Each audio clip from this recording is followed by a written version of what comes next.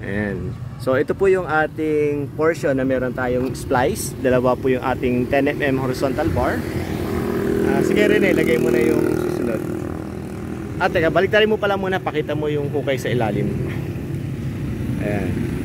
So meron po tayong horizontal groove. Ito po, no? Ito po, i-open lang natin yan para pagka pinatong natin, maganda po ang alignment ng ating mga blocks. Ayan, no?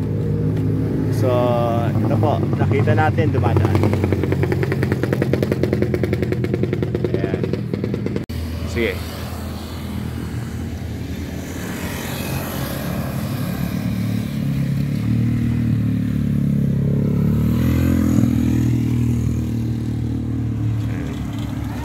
Pareho po sa hollow block kung paano po tayo mag-asintada.